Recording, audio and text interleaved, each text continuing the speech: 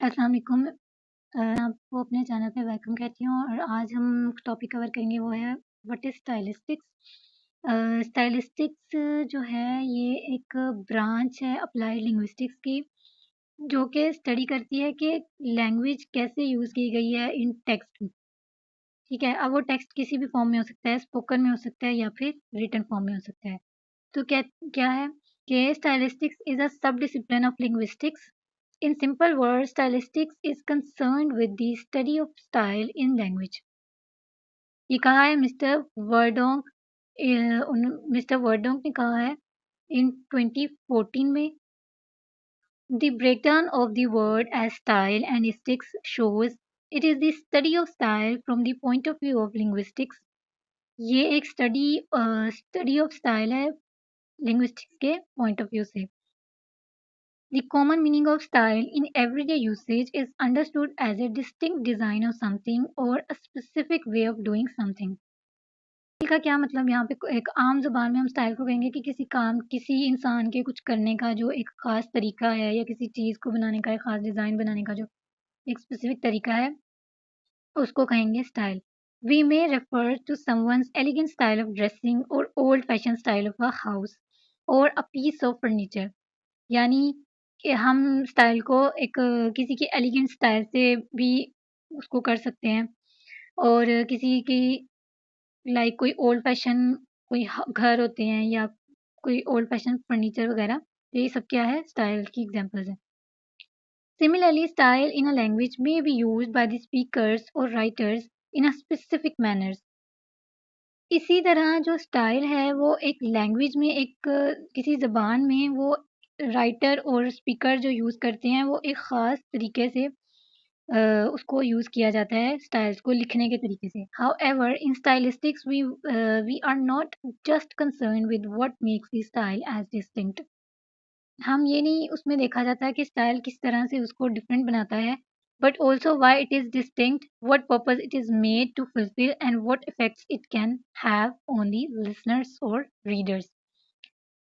With this understanding, we can reach a general definition by Peter Verdonk, who defines stylistics or the study of style as the analysis of distinctive expression in language and the description of its purpose and effect. यानी जो Peter वर्डोंक है वो उसने जो definition लिखी है उसमें वो कहता है कि वो एक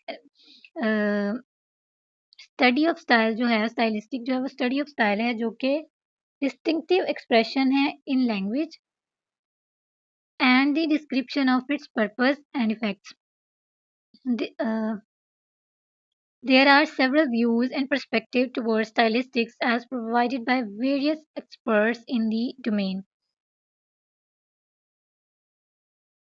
Predominantly as a method of linguistic analysis, it emerged as an approach to study literature.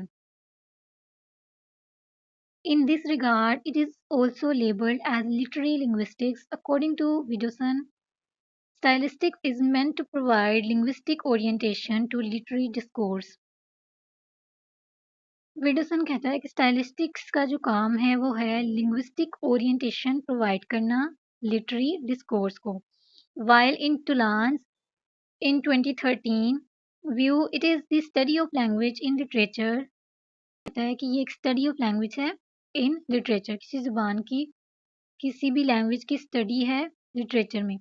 This view of this approach makes use of linguistic analysis to serve literary traditions. The author of literary works may choose a distinctive style of language to achieve a particular purpose or to create a particular artistic effects on the reader. अब जो authors हैं वो literary अपने जो literature का जो writing होती है उसमें कुछ ऐसा स्टाइल यूज़ करते हैं जो कि आर्टिस्टिक इफेक्ट दे रीडर पे. ठीक है, जो क्रिएट करे एक आर्टिस्टिक इफेक्ट अपना असर रीडर पे छोड़े. This can be done by the choice of these certain forms and structures over the other, which may stand out from the rest. ये डिफरेंट इफेक्ट जो है वो क्रिएट किया जाता है different new forms and structure को use करके. For example certain sounds or stress patterns in a poem may be preferred over the others to create the intended effect. जैसे किसी पोएम में स्ट्रेस पैटर्न डिफरेंट तरीके से use किया जाए तो उसका इफ़ेक्ट डिफरेंटली पड़ेगा रीडर्स पर।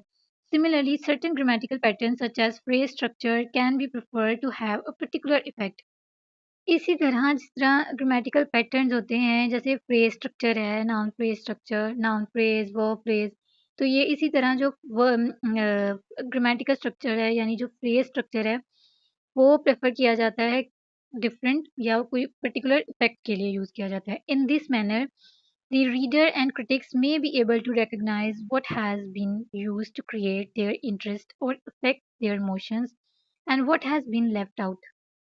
यूज़ करके जो रीडर्स हैं या क्रिटिक्स हैं वो रिकग्नाइज कर लेते हैं कि क्या चीज़ इमोशन या किस तरह के इमोशंस में जो इंटरेस्टेड जो रीडर्स हैं वो किस तरह के इमोशंस में इंटरेस्टेड हैं और किस तरह के नहीं, तो वो स्टाइलिस्टिक से जो है वो रिकग्नाइज कर लेते हैं। The deviation from the commonly used forms in is one way of achieving that particular artistic effects that may interest those who study style. Probably one of the significant development in the field of movement from strict adherence to the analysis of literary text to all types of text for stylistic analysis. Not all texts requiring linguistic analysis may have significance due to their literary effects. Some texts may require some systematic way to study style to meet more particular practical or ideological concerns. Next है इसकी defining linguistics and literature. Before moving on to issue and development in the field of stylistics, it is crucial here to throw lights on some defining differences and concerns of the domain of linguistics and literatures. तो यहाँ पे क्या differences पहले बताए जा रहे हैं linguistics और लिटरेचर के दरमियान जो डिफरेंस है वो ये है। Linguistics is a field that studies and observes language generally as a human mode of communication as well as specific realization and characteristics of many languages such as English, Urdu, Malay, Arabic, among others. Linguistics जो है वो एक field है study की जो कि observe करती है आम इंसान की जो लैंग्वेज है, कम्युनिकेशन लैंग्वेज है, उसको उसमें जो स्पेसिफिक कैरेक्टरिस्टिक्स वगैरह यूज़ किए जाते हैं जैसे इंग्लिश में, उर्दू में, माले, अरबिक वगैरह जो उनकी एक स्पेसिफिक उनकी चीज़ें होती हैं उसको स्टडी करने का नाम क्या है? Linguistics. Literature is rather unusual use of language and a small area of interest for analysis among other larger concerns of language forms and their use. Primarily the product of language, it can have varying purposes such as to express and evoke certain emotions, to amuse, to preach, and to bring reformation and so on. जबकि literature जो है वो एक ऐसी product है language की जो कि वेरी करती है एक्सप्रेस करने को, इमोशंस को, जो सर्टेन इमोशंस हैं उनको एक्सप्रेस करना, मजाक करना वगैरह, और रिफॉर्म करना किसी चीज़ को, और this can be achieve through various forms and structures और इन अदर वर्ड्स जॉनरास। ये डिफरेंट फॉर्म्स और स्ट्रक्चर के यूज़ करके करके बनता है, अचीव किया जाता है, और अलग दूसरे वर्ड्स में हम इसको जॉनरास भी कहते हैं। सो लिटरेरी ऑथर्स में be interested in writing drama, novel और पोइट्री। इसीलिए जो राइटर्स हैं, ऑथर्स हैं, वो क्या इंटरेस्टेड किस चीज़ में होते हैं? राइटिंग ड्रामास, नॉवेल्स और पोइट्री में। In addition, these are works of imagination which may have a quality beyond the use of words to convey referential meaning. इसीलिए ये दूसरे वर्ड्स में कह सकते हैं कि ये एक इमेजिनेशनल वर्क होता है जो कि एक जिसकी क्वालिटी के पीछे वर्ड्स कन्वे किए जाते हैं, रेफरेंशियल मीनिंग जो कि कन्वे करें।